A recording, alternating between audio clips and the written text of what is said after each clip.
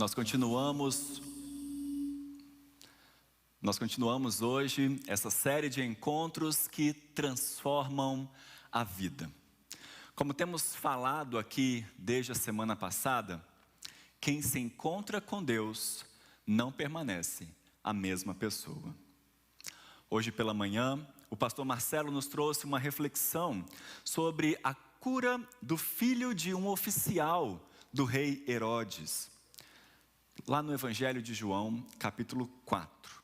E a partir desse texto nós vimos que não só Jesus quer se encontrar conosco, mas que nós somos chamados para sermos discípulos de Jesus, não por causa dos milagres que Ele faz, não porque nós devemos querer ver as coisas acontecendo na nossa frente, mas por quem Ele é.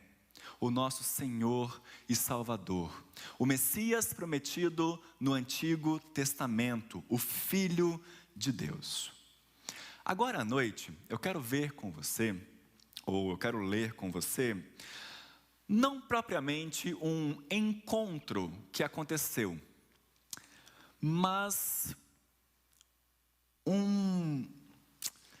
digamos assim, uma história sobre várias pessoas que se encontraram com Jesus. O que aconteceu com elas, como elas foram transformadas. Abra sua Bíblia no Evangelho de Lucas, capítulo 8. Lucas, capítulo 8, o texto vai aparecer aqui no telão para você como legenda. Evangelho de Lucas, capítulo 8, nós vamos ler apenas os primeiros 3 versículos, onde a palavra do Senhor nos diz: aconteceu depois disso, depois que ele perdoou uma pecadora, que Jesus perdoou uma pecadora, que andava Jesus de cidade em cidade e de aldeia em aldeia, pregando e anunciando o evangelho do reino de Deus. E os 12 iam com ele, os 12 apóstolos. E também algumas mulheres, que haviam sido curadas de espíritos malignos e de enfermidades. Quem eram essas mulheres? Lucas passa a dizer: Maria, chamada Madalena, da qual saíram 7 demônios, e Joana, mulher de Cusa, procurador de Herodes, Susana e muitas outras, as quais lhe prestavam assistência com os seus bens. Meus irmãos, esse é um trecho do Evangelho de Lucas, tão pequeno que recapitulá-lo é muito fácil e pode até parecer repetitivo. O evangelista nos conta que Jesus começou a pregar em várias cidades da sua região. Lembre-se que Jesus morava em Cafarnaum, e na sua região ele passou a pregar o evangelho de cidade em cidade, de aldeia em aldeia. E junto com ele iam alguns dos seus discípulos e um grupo de mulheres que não só o seguiam, mas também patrocinavam o seu ministério. Então é aqui que nós, leitores contemporâneos, ficamos sabendo de onde é que Jesus e os seus discípulos tiravam o seu sustento naquela época. Claramente aqui, meus irmãos, o foco de Lucas é apresentar para nós as mulheres que faziam parte desse grupo de discípulos de Cristo. Aliás, o Evangelho de Lucas é conhecido entre os teólogos como o Evangelho da Mulher, justamente porque ele apresenta, ele realça mais do que qualquer outro livro da Bíblia, como Jesus tinha consideração pelas mulheres, que naquela época não eram muito bem vistas, não eram vistas como um grupo confiável. Jesus então quebra esse paradigma e é seguido e patrocinado por mulheres. Percebam, por exemplo, que Lucas, no seu evangelho, começa o seu livro dando bastante ênfase em Maria, mãe de Jesus, e Isabel, a mãe de João Batista. É somente no Evangelho de Lucas que nós vemos a história da profetisa Ana. É somente no Evangelho de Lucas que nós lemos a história de Marta e Maria, quando Maria faz a escolha de ficar aos pés de Jesus, ouvindo o que o Mestre tem a ensinar. Na semana passada nós falamos aqui sobre a ressurreição do filho da viúva de Naim. Mais uma história que só está no Evangelho de Lucas. Logo antes do texto que nós lemos, aqui em Lucas capítulo 7, versos 36 a 50, nós temos também uma história que só Lucas conta. A história da pecadora que ungiu Jesus e enxugou os seus pés com os seus cabelos. Lucas, então, dá às mulheres não um papel de exclusão, mas de relevância. E no texto que nós lemos, ele cita nominalmente 3 mulheres que seguiam a Jesus. Veja mais uma vez comigo o versículo 2. A primeira mulher que ele menciona é Maria Madalena. Ela era chamada assim porque era de uma cidade também próxima ali, chamada Magdala, pertinho de Cafarnaum também. Muitos estudiosos, meus irmãos, especulam sobre o passado de Maria Madalena. Alguns chegam até a afirmar que ela foi a mulher citada aqui no final do capítulo 7, que enxugou os pés de Jesus com seus cabelos. Outros dizem que ela era acusada de imoralidade sexual, de prostituição, mas a Bíblia não faz essa correlação. Você talvez também tenha ouvido falar que Maria Madalena provavelmente se casou com Jesus, né? Uma história que surgiu ali no século III depois de Cristo, muito tempo depois que a Bíblia foi escrita, muito tempo depois que os evangelhos foram escritos, e não há nenhuma prova histórica de que isso tenha acontecido. Por isso não precisamos ter dúvida acerca disso. Jesus permaneceu solteiro em todo o tempo que ele esteve aqui na terra. Isso não quer dizer que Maria Madalena não era importante. Pelo contrário, nos 4 evangelhos nós lemos que ela foi uma das mulheres que mais tarde, ali perto da morte de Jesus, primeiro, presenciou a crucificação. Segundo, viu com seus próprios olhos onde é que o corpo de Jesus foi colocado. E terceiro, saiu no raiar do domingo para ungir o corpo do Senhor. Além disso, segundo o relato bíblico, ela iria ser a primeira pessoa a quem o Cristo ressurreto apareceria. No versículo 3 do nosso texto, Lucas cita também Joana. Ele diz que Joana era esposa de Cusa, procurador de Herodes. Se você esteve aqui hoje pela manhã e viu o pastor Marcelo pregando, alguns estudiosos chegam a afirmar que Joana era esposa do oficial de Herodes, que teve o filho curado por Jesus, lá em João capítulo 4. A Bíblia também não é muito clara se é realmente essa mesma pessoa, mas existem alguns indícios, por isso os teólogos chegam a afirmar isso, embora nem todos. Mas é no mínimo interessante mostrar que enquanto João foca na história do pai e do filho, Lucas cita a mãe. Se é que ela é a mãe mesmo. De qualquer forma, Joana também só é citada por Lucas. E por ter acesso ali à casa de Herodes, ao palácio, os comentaristas também entendem que Joana foi essencial para Lucas escrever o seu relato. Principalmente as coisas relacionadas ao palácio lá de Herodes. Por exemplo, sobre a morte de João Batista. Quem foi que falou para Lucas que a esposa de Herodes, ou a pessoa por quem ele estava apaixonada, pediu a cabeça de João Batista numa bandeja? Quem foi que deu essas informações tão específicas para Lucas? Ou quando Jesus estava sendo julgado, Lucas escreve que Herodes queria vê-lo. Como é que ele sabe disso? Ora, meus irmãos, existe uma testemunha dentro do palácio de Herodes que seguia Jesus Cristo e poderia falar isso para Lucas escrever o evangelho que temos hoje em nossas mãos. Além disso, em sua presença durante a crucificação de Jesus, em contraste com a fuga dos discípulos, Joana permanece ali e mostra sua fidelidade. Uma terceira mulher que Lucas cita aqui é Susana, que só é mencionada aqui nesse versículo em toda a Bíblia e nada mais se sabe sobre ela, a não ser que com os seus recursos ela financiava o ministério de Jesus. E além disso, o evangelista nos diz que muitas outras mulheres acompanhavam Jesus e os seus discípulos. Quem serão essas outras mulheres? Se você olhar o Evangelho de Marcos, no seu último capítulo, ele vai nos falar que entre aquelas mulheres, havia uma chamada Maria, que era mãe de Tiago e de José, outra que era chamada Salomé, identificada como mãe de João, e muitas outras.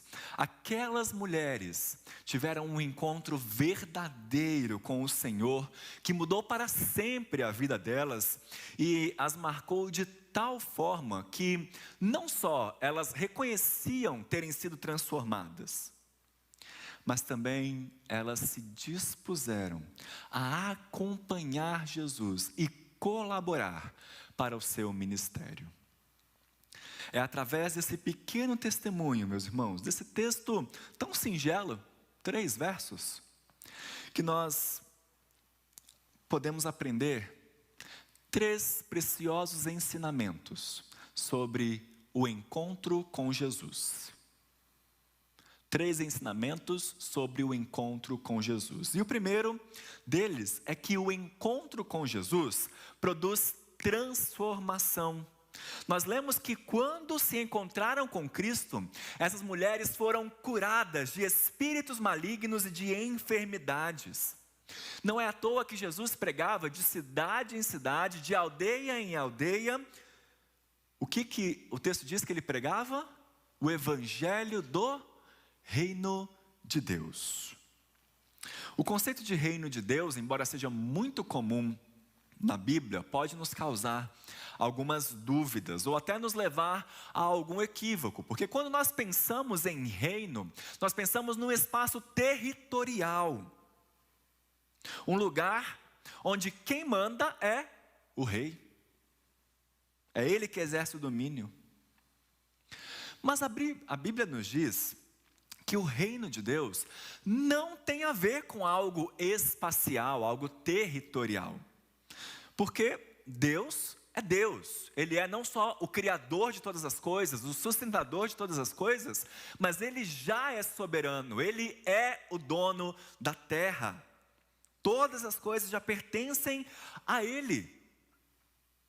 Então, quando a Bíblia nos diz que o reino de Deus chegou com a vinda de Jesus Cristo, ela está não só se referindo, ou melhor, ela não está se referindo a um domínio territorial, mas a uma operação, a uma ação dinâmica de restauração de todas as coisas. Lembre-se, toda a criação foi afetada por causa do pecado. Todas as criaturas foram afetadas por causa do pecado. A maneira como nós utilizamos todas as áreas e lidamos com todas as áreas da nossa vida foram distorcidas e direcionadas não para a glória de Deus, mas para nós mesmos, para a nossa destruição, na verdade. As nossas relações com Deus, com os outros, nossa relação conosco mesmos e com a criação foram completamente alteradas, de forma que não depende de nós corrigi-la, não depende de nós consertar essa situação. E foi para isso que durante milhares de anos, Deus prometeu em cada versículo, em cada capítulo do Antigo Testamento, um Messias, um rei, que não só iria reinar, mas iria trazer esse reino, iria colocar em ação o seu plano para a restauração de todas as coisas, para estabelecer o seu reinado. Com a vinda de Jesus Cristo, então, o grande drama da salvação foi inaugurado e uma nova era foi instaurada. É isso que nós vemos em todos os evangelhos, inclusive desde o início do evangelho de Lucas também. E quais são, meus irmãos, os sinais do reino de Deus? Vou citar aqui rapidamente, mas se você quiser estudar um pouco mais sobre isso, reveja em nossas redes sociais um sermão pregado no último domingo de novembro do ano passado, quando nós falamos que um dos presentes que a vinda de Jesus nos trouxe é o reino de Deus. Então, quais são os sinais do reino de Deus? Primeiro, a expulsão de demônios por parte de Jesus. Jesus conquista a sua vitória sobre os poderes do mal. Segundo, a realização de milagres, de curas por Jesus e seus discípulos. Na semana passada, nós estávamos falando aqui que quando o próprio Jesus mandou dizer a João Batista que os enfermos estavam sendo curados, os cegos estavam vendo, os coxos estavam andando, os leprosos estavam sendo purificados. O reino de Deus havia chegado. Um terceiro sinal da chegada do reino é a pregação do evangelho a todas as pessoas. E em quarto lugar, o perdão de pecados. A presença do reino de Deus, então, não era apenas um novo ensino, mas uma nova atividade de Deus na pessoa de Jesus, trazendo às pessoas libertação das trevas e reversão dos efeitos do pecado. Foi justamente isso que aconteceu com aquelas mulheres. Elas foram curadas de espíritos malignos. Maria Madalena, por exemplo, o texto nos cita aqui, nos conta que dela saíram 7 demônios, o que indica que ela sofria uma opressão intensa, talvez jamais vista pelas pessoas que encontravam com ela. Além disso, aquelas mulheres também foram curadas de algumas doenças, o que indica essa reversão dos efeitos do pecado. Meus irmãos, quando nós encontramos a Jesus Cristo, nós passamos a experimentar o reino de Deus em nossa vida. Nós somos tirados do império das trevas e transportados para o reino do Filho do amor de Deus. Nós experimentamos o seu sustento, a sua libertação, a sua paz. Foi isso que nós cantamos no início do culto. Quando nós nos encontramos com Cristo, nós experimentamos um pedacinho já do céu. Um pedacinho daquilo que Ele tem preparado para nós lá no futuro. O encontro com Jesus produz transformação. Um segundo ensinamento desse texto para nós é que o encontro com Jesus não depende de fatores humanos. Há um grande princípio bíblico que nos ensina que, com relação à salvação, Deus não faz acepção de pessoas. E aqui nesse texto nós vemos pelo menos 3 modos como Jesus não se mostra exclusivista ao se encontrar com as pessoas. Veja só, o encontro com Jesus, primeiro, não depende de gênero. Havia homens que seguiam a Jesus e havia mulheres que seguiam a Jesus. Nos evangelhos nós vemos homens sendo curados por Jesus e mulheres sendo curadas por Jesus. Havia homens que ajudavam e mulheres que ajudavam. O encontro com Jesus, então, não acontece exclusivamente com um grupo de pessoas de um determinado gênero. Não acontece exclusivamente com homens ou exclusivamente com mulheres. Aliás, o aparentemente simples fato de ter seguidoras era algo completamente estranho à sociedade daquela época. Se você ler Sócrates, Aristóteles, Demóstenes, os rabinos que viveram e escreviam na época de Cristo, os líderes da comunidade do Mar Morto, todos eles tinham as mulheres em baixa estima. Mas Jesus, em harmonia com o ensino do Antigo Testamento, designava a elas um lugar de elevada honra. Assim como aos homens, A Bíblia entrega às mulheres um papel vital, chamando-as ao auxílio, ao serviço. Vejam, elas eram discípulas bem dedicadas àquela causa, seguindo Jesus até o fim. Tanto é que não foi uma mulher quem vendeu Jesus por 30 peças de prata. Não foram as mulheres que abandonaram Jesus no jardim do Getsêmani, quando ele foi preso, e fugiram. Não foram as mulheres que 3 vezes negaram a Jesus na casa do sumo sacerdote, mas foram as mulheres que lamentaram e choraram quando ele estava sendo levado para a crucificação.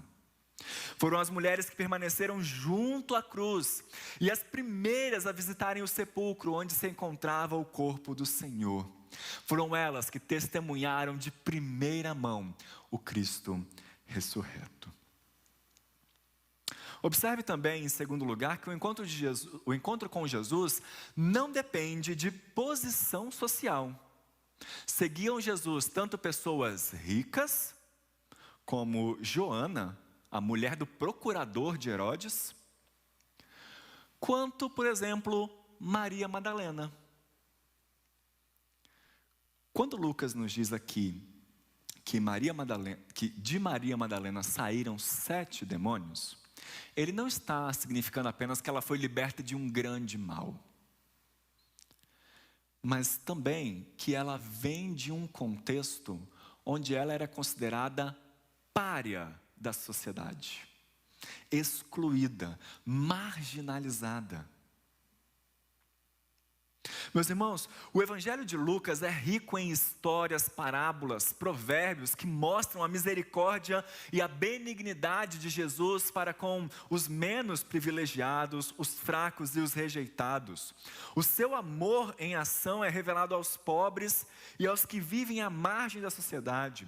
É revelado às crianças, aos pastores, aos cobradores de impostos, aos enfermos, aos inválidos, aos leprosos, aos samaritanos e gentios. Mas nem todos os seguidores de Jesus eram pobres. Já falamos aqui sobre Joana, que tinha acesso ao palácio, aos recursos. Portanto, lembre-se que o encontro com Jesus acontece com qualquer um. Independe da posição social ou hierarquia, porque Deus não faz acepção de pessoas. Além disso, observe também uma última característica: o encontro com Jesus não depende do local que você mora, do seu território, da sua etnia. Lembrando o que o pastor Marcelo nos falou hoje pela manhã, lembre-se, Jesus é aquele que age para além das fronteiras geográficas. Vejam, junto com os seus discípulos, ele ia pregando de cidade em cidade, de aldeia em aldeia. Todos precisavam e todos deviam ouvir sobre o Evangelho. Inclusive, o verbo que Lucas usa aqui, o andava, indica um movimento muito lento. É como se Jesus propositalmente parasse em cada aldeia, ficasse um tempo, ali pregava o Evangelho, curava pessoas, expulsava demônios, falava que o reino de Deus chegou e ia para outra aldeia. Depois ia para outra cidade, depois ia para outra aldeia, para que todos pudessem ouvir, para que todos pudessem experimentar a vinda do reino. Essa é uma indicação do grande amor de Deus pela humanidade. Cristo, o Filho de Deus, não ficava numa mesma cidade e esperava as pessoas virem a Ele. Sabe, quem adoecia, quem morasse em outro lugar distante, tinha que vir correndo para Ele? Não. Ele andava, ele tinha um ministério itinerante, procurando os sofredores que nem mesmo tinham esperança de cura, e ainda assim os curava e os ensinava. Assim, todos têm a oportunidade de ter um encontro com Jesus. Quer sejam homens ou mulheres, pobres ou ricos, judeus ou gentios, brasileiros, indianos, haitianos, americanos, africanos, por aí vai.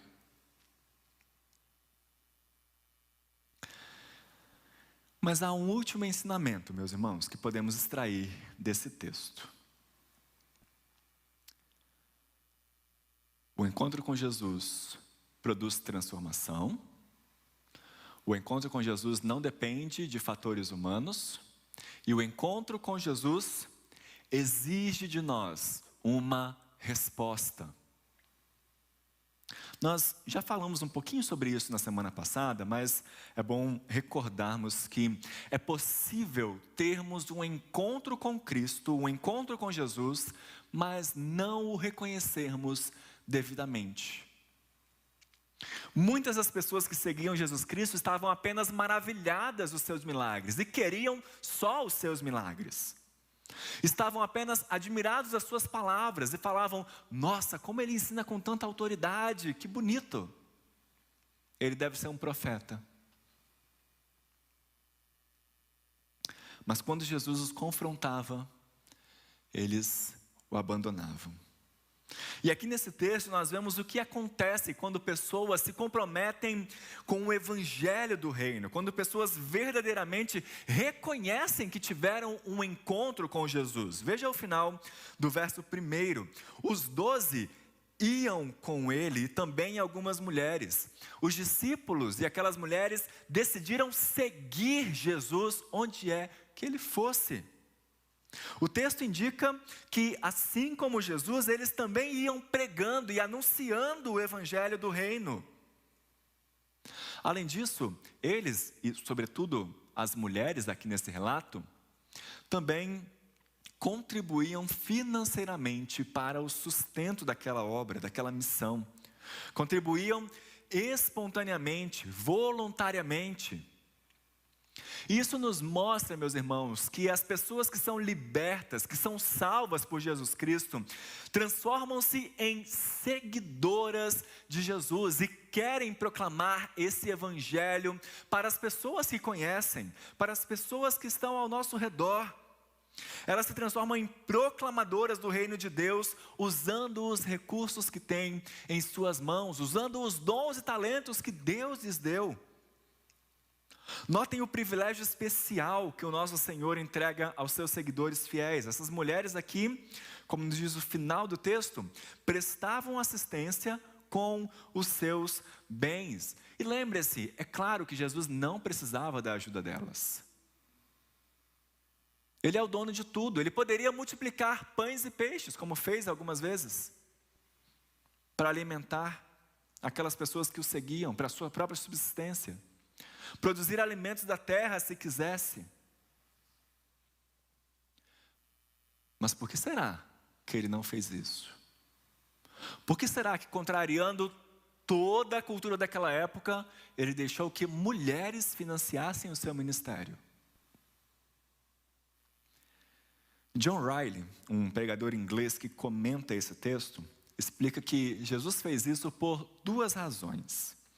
Primeira é porque ele precisava demonstrar que ele era uma pessoa semelhante a nós em todas as coisas, exceto com relação ao pecado, e que vivia pela fé, confiando na providência do Pai. E a segunda razão era que, ao permitir que seus seguidores servissem a ele, o Senhor Jesus provaria o amor de seus discípulos e testaria a sua estima por ele. Por isso, Jesus permite, ainda hoje, que os crentes sejam seus cooperadores, para comprovar quem deseja e quem não deseja prestar-lhe assistência. O Senhor Jesus permite que o seu evangelho seja levado adiante por meio de contribuições para a obra missionária, a fim de provar quem são os avarentos e incrédulos e quem são aqueles que são verdadeiramente ricos para com Deus.